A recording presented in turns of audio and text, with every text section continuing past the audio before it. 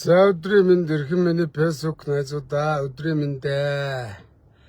За ойрд бол Монголд авилгал өгсөн авсан гэд төрийн өндөр албан тушаал гарч ирсэн болон Монголын үндэсний олигарх компаниудын захирлуудын хооронд авилгалын Аазны тор мэт одоо мэдээлэл хөвөрч байна.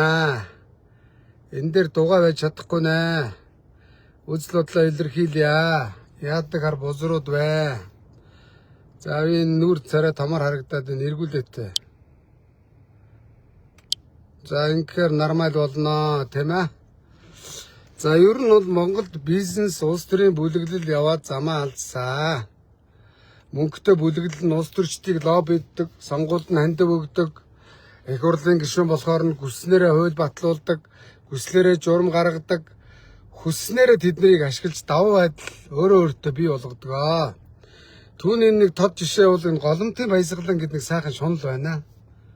Байхгүй юмгүй дүрээгүй салбар байхгүй, ороогүй ор цонгол байхгүй маа. Уг нь бол голомт гэж банк л байсан. Иргэд гал голом том бадраадаг шиг голомт банкнаас зээл авах гэж бас тийм ээ. Ингээд нэг үйл ажиллагаа явуулдаг ийм сайхан нэртэй зорилготой банк байсан чинь салбар бүрлүү савраа дүрээд авсаа. Тэгээ баясгалан бол яах вэ? Хүүхдийн паркийг хүртэл аваад бузарлаад зэрлэгжүүлээд шороо шарж булгаа хийцнийг одоо би нэг лайвдж тэмцчихэж эротинто буюу оюу толгоогоос хөрөнгө оруулж хүүхэд залуучуудад одоо байгаагаар нь нэг жоохон ч гэсэн булангийн үлдээсэн шүү дээ. Баясаа шаацсан байсан тухайн үе мегомбийн колдоор лоббидж аваад өөрөө буланд нэг үнэтэй тоглоом тавьчихсан. Тэрэнд нь жирийн ардын хүүхдүүд тоглох боломжгүй. Өдөр шөнөгүй хаалгын нээгээд энэ хүүхдүүдийг тоглуулад буюу үлдээч. Тэн захаа ороолын хүүхдүүдэд нэг сардаа нэг баян зүрхийнхэн дараагийн сар цонгоо айрхан дараагийн сар чингэлтэй гэдэг ингээд сар сараад нь дүүргээр нь тоглуулаач. Эсвэл өдрөөр нь ч юм уу баясгалаа. Хүүхдүүдийг баярлуулна гэдэг бол чиний хийж байгаа том буйлч буюу нүгэлч нь жоохон ч гэсэн нэмгэрэндээ. Нэр бөөл цутгамаар амар тоо ярьж байна. Тэг өөрөө гадаадд очиод өөрийнхөө Eagle телевизээр тавилттай нэвтрүүлэг шаагаад байна. Тэрийг бас хальт харлаа хүн явууллаа. За тэгэнгүүт оюун эрдэнэ бас авилгалтай тэмцэх газар голомтын баясгалан 110 сая доллар тараасан гэд Монгол улсын ерөнхий сайд үндэсний аюулгүй байдлын гишүүн зөвлөлийн гишүүнээр ажиллаж исэн төрийн өндөр албан тушаалтан одоо гудамд мань худлаа шааж байгаа биш баримт нотлоготой авилгалтай тэмцэх газар авчиад өгж шít. За даштава дарга энийг шалгаарэ. Комиссара дарга эрхэм дарга таныг одоо Монголын хамгийн шудраг хүн гэж авилгалтай тэмцэх газрын даргаар томилсон. Миний харж байгаагаар хөрхөнийг цэцэрлэг сургууль эмнэлгийн ярам ягтлангуудын нэг жоохон зөрүүтэй юм дээр намнаа хийгээд байгаа харагдах юм. Тэр нэг менежер мэрэгчлэн гүдэл хариуцлага тооцоо шаагаад байгаа. Том олигарх, том тэрбумтангууд, том акулууд хятад бол чоны бараа ав гэж ярьд юм та. Тэр томчуудын бол яаж чадах байгаа харагдах юм. Нэр хүүхийн төрийн өндөр албан тушаалтнуудын тэг яг мань зэн яг тэгээд мань зэнд лэр бараа гаргаж байгаа харагдах. Би бол юм бодохгүй л. Тэг баясгалаа. Миний ойлгож байгаагаар улс төрчдийг сонгуульд нь хандив нэртэй хахвал өгсөн юм байна. Чаашлаад төрийн эрх мэдлийг хууль усаар авахыг завдсан гэд тагнуулын гэмтрэг энэ бол зүгээр нэг ажил үтэх гэж өгсөн мөнгө шүү дээ. Их хурлын сонгуульд мөнгө өгсөн байна. Энэ бол тагнуулын гэмтрэг байх бүрэн шинжтэй. За хоёрдугаарт хахвал шүү дээ. Төрийг хахвалж авч шүү дээ. Бүр Монгол төрөөр нь эзлэгч шин дурак гэж. Тэгээд тэн дээр бол одоо тэр төмөр зам бариад аптекээрээ шаагаад нүүрс аваад бартард нүүрсээ хятад руу гаргаж зараад асар их хэмжээний мөнгө олоод зөрүүгээс нь Монгол ардын нам ерөнхий сайд оюун эрдэнэ 110 сая доллар өгчлөө гэж ойлголоо мөн үү? 110 сая доллароос нь хууль зүйн сайд инквайрд шар тороор нь доллар өгсөн гинэ. Олон их хурлын гишүүдэд тараас юм шиг байна. Гэхдээ аргагүй шүү дээ. Ардын намд чинь тэгээд үндсэндээ нэг хідэн гудамд манасаа доор ажилгүй шахуу байсан юмнууд гинт одоо тэрбумаар нь зардал гаргаад их хурлын гишүүн болцохоор чинь гайхаад байсан. Мөнгөний их усүрнээс энэ байсан биш үү? Захын тэнийг би тэгж ойлгож шүү дээ. Тэ шар тороор нэг хоёр төгсөн гэж шүү дээ. Нэг хоёр мэдээж хүн одоо гэмтргийн шинжтэй үйл хийчлээ гэдэг хахад үгүй л гин бие өмөр нь аргагүй өөрийгөө өмгөөлж ярих хэрэг нь үндсэн хуулинд байгаа. Хэрэг хийчихэд хулгай хийчлээд одоо тэ үнэн зөв тэгсэн ингэсэн гэж хэлэх. Өөрийгөө өмгөөл шүү дээ. Харин нэг хоёр хууль зүйн сайдаа шалгуулчих. Амар баясгалан чинь ямар гэдэг нүүрсний уурхай муурхайтай холбогдоод өөрөглөө өгөө шалгуулаад явж гин. Энэ бол улс төр шаанч шиг гэж бодож чинь. Оюун эрдэнэ шалгуулах гал авилгалтай тэмцэх материал өгөө явж гин. Бас шаанч шиг тогтоож шít. Дээр үед элбэг дөрж их хурлын гишүүн багтаа дүтгэлзэл одоо шалгуулж исэн гэсэн шít. Муулаад байгаа элбэг дөрж.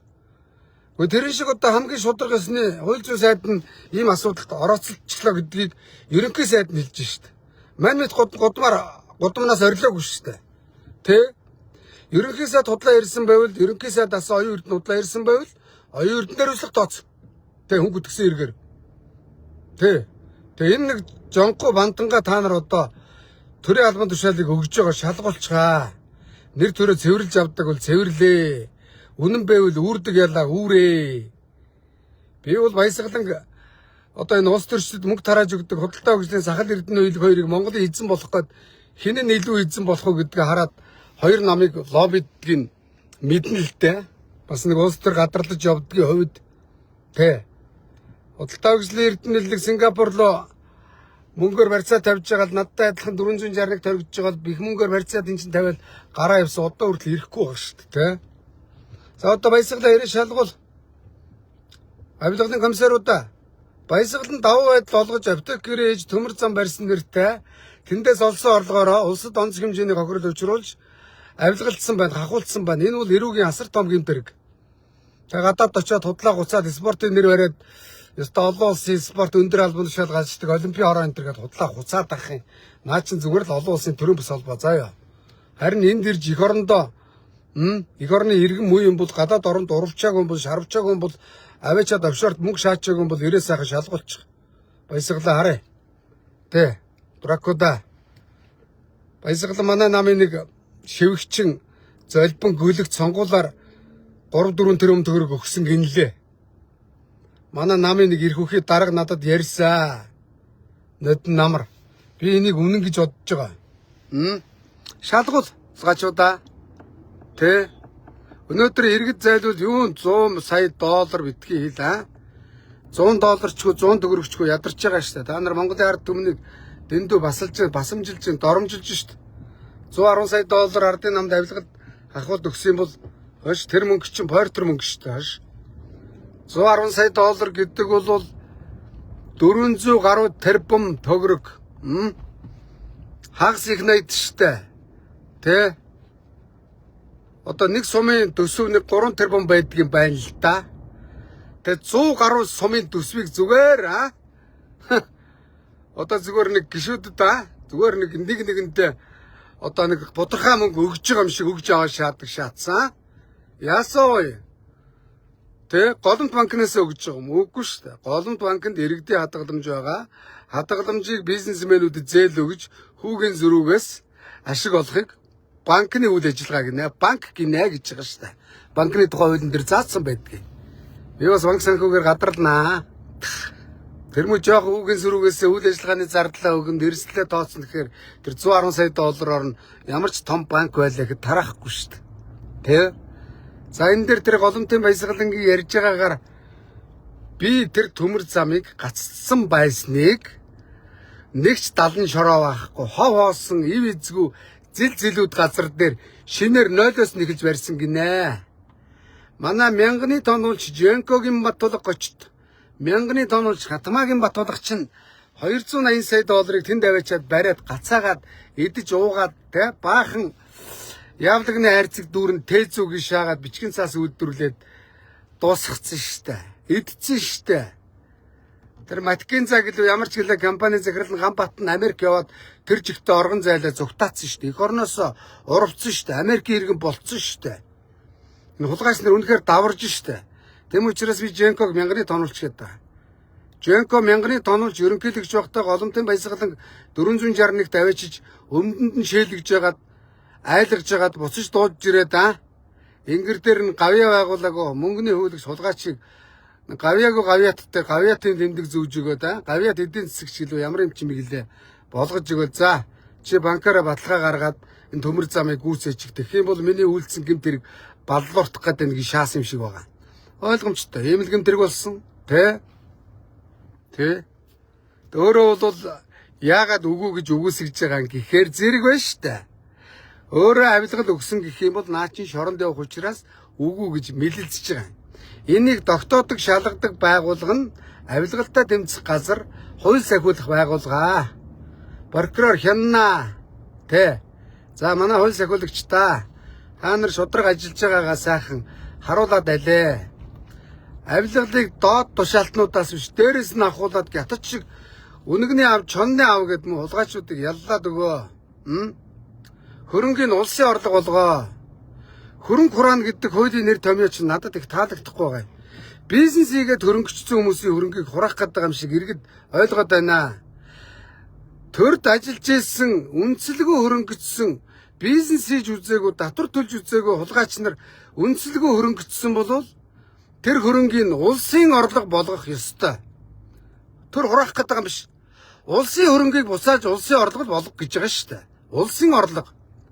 Энэ нь тэр хуулийг санаачлаад байх юм байхгүй. Эрүүгийн хуулийн 22 дугаар зүйл заалтанд үнцэлгүй хөрөнгөчсөн бол улсын орлого болгож хуулийн хариуцлага хүлээлгэнэ гэд эрүүгийн хуулийн 22 дээр заасан байгаа шүү дээ. Энэ хуулинд байгаа шүү дээ. Бага хуулийг дахин яриад байгаа юм шиг санагдаад байх юм. Би одоо хуулийн сургууль сурж байна. Манай хуулийн сургуулийн эрдэмтэн докторууд ярьж байна. Дээрх нь үе шилэн дансгаас сүржигнээд байсан угаасаа байсан шүү дээ. Илбэг дөржил бохорсон шүү дээ, тэ? Шилэн данс гэл. Өнөөдөр байгууллага болгон дансны санхүүгийн үйл ажиллагаагаа ил тод хөтэлдэг байсан шүү дээ. Тэрийг шилэн дансны хууль гээд сүржигнэл давхрын байгуулаад улс төрчид бохорсон гэж байгаа байхгүй. Тэрэн шиг байгаа хуулиа яаж хэрэглэх вэ? Яаж шурдаг зарчим тавих вэ гэхийн оронд дахиад хөрөнгө хураах хууль гээд нэг хадны мангаа гэж байгаа юм шиг юм гаргаж ирээд байна гэд Мөсийн хуулийн эрдэмтэн доктор багш нар яриад байна. Багш нар судалгаатай ямар хууль байгааг мэдж байна. Тий, шавнар нь тэр хуулийг чинь аавдар юм аа. Тэм учраас зүйл заалттай яриад байна. Тэгэхээр миний манай энэ авилгалын хууль сахиулагч комиссарууд тэ комиссаруудад мөрдөгчнөрт хууль сахиулагчнэрт хяналт тавьдаг хяналтын прокуроруудаа билээхэн явлагны харьцаг дүүрэн материал оюун эрдэнэ тэврээд аваачаад өгж гинэ. Өөрийгөө үрдэл шалгуулъя гэж гинэ. Оюун эрдэнэ дээр өмссөн брэндээс нь ахуулаад цалинтай дүүцүүлээд шалгаа.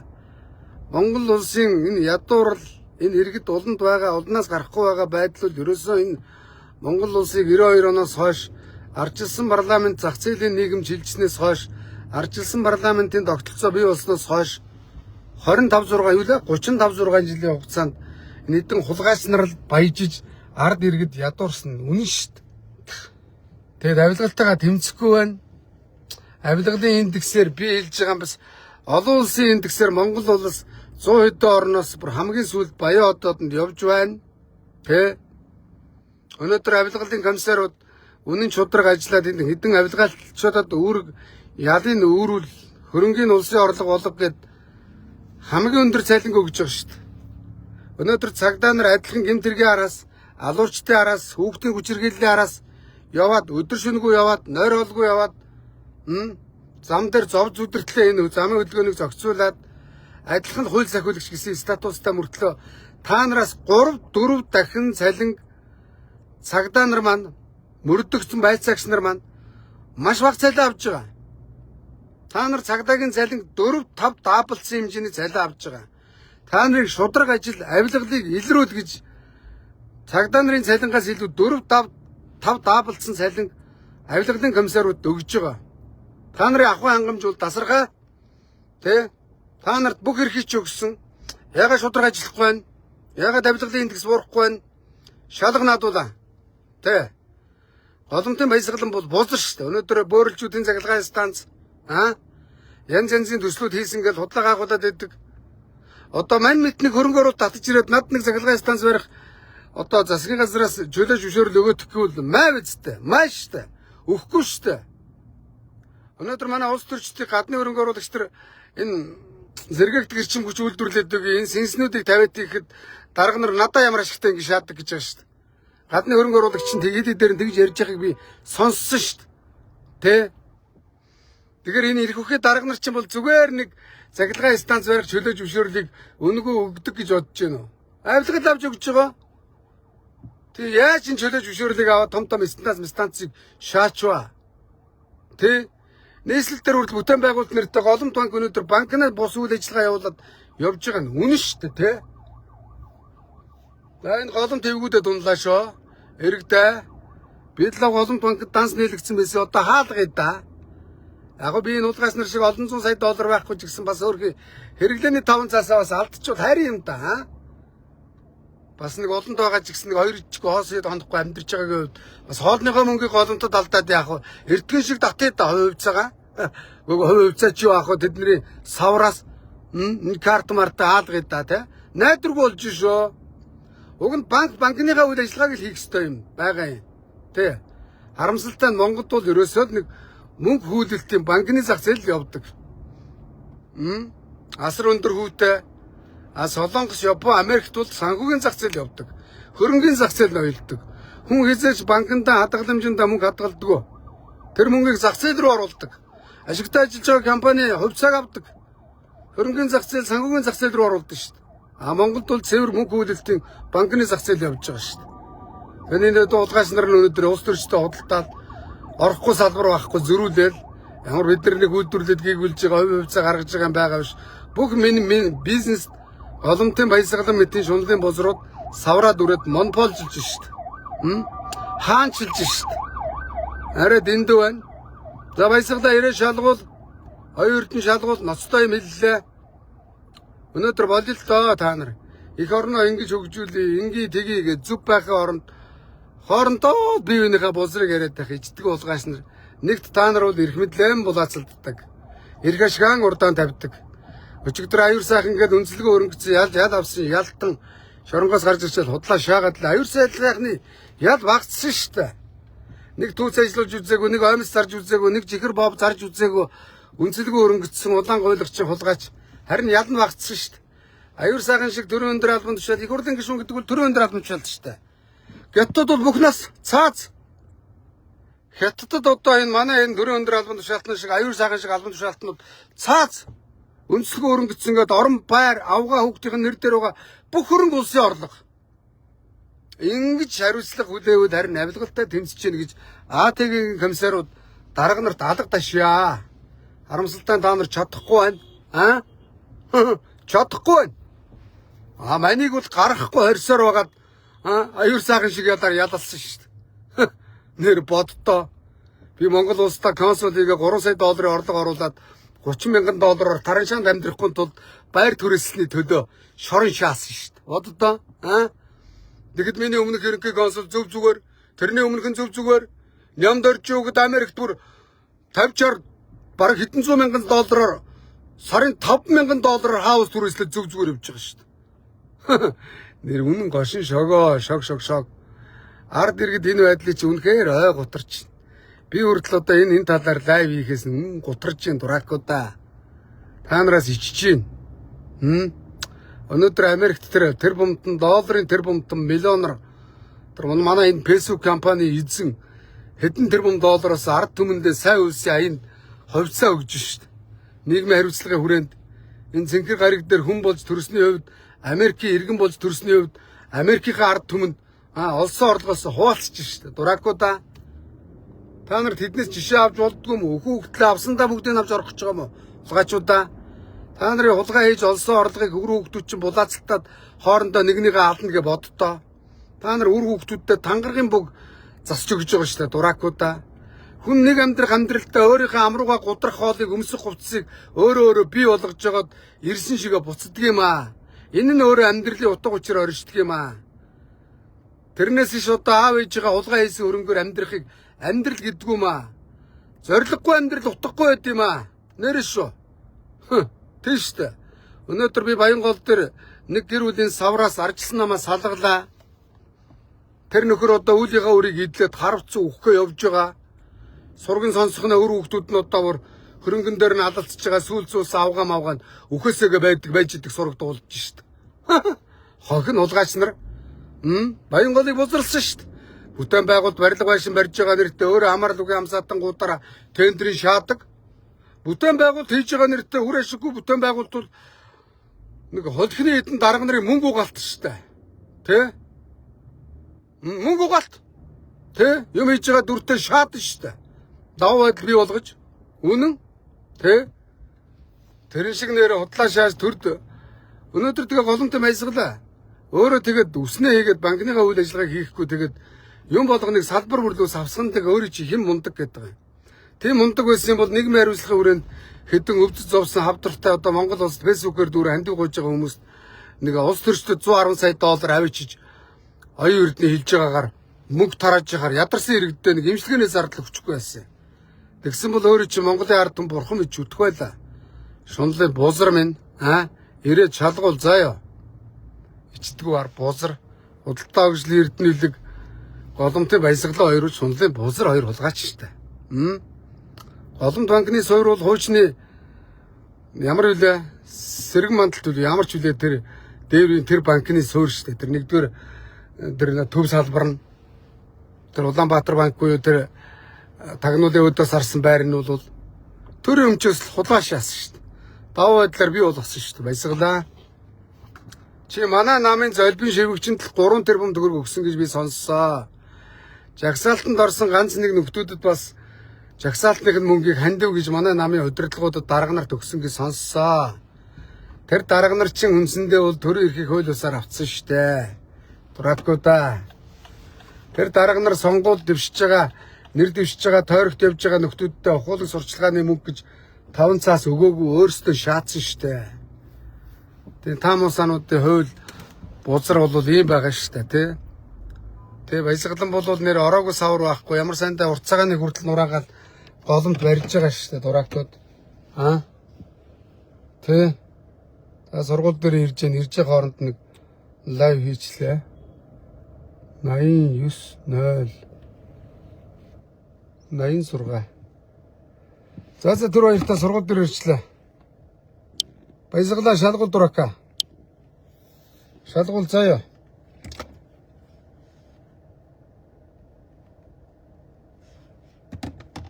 За дараа үргэлжлүүлээ яри. За Жанко бол нэг ширхэг хурц шороо асгаагүй юм байна. Бүгдийн баясгал нь 0-ээс эхэлсэн юм байна. Тэ. Ардын намын авилгалчин дарга нар 110 сая доллар өгсөн юм байна. Тэрнээс нь оюун эрдэнэ 100 шар тороор хууль зүйн сайд 1-2 төгссөн юм байна. Шалгуул бузруудаа бөөцтөгч чинь. За түр хоёртаа.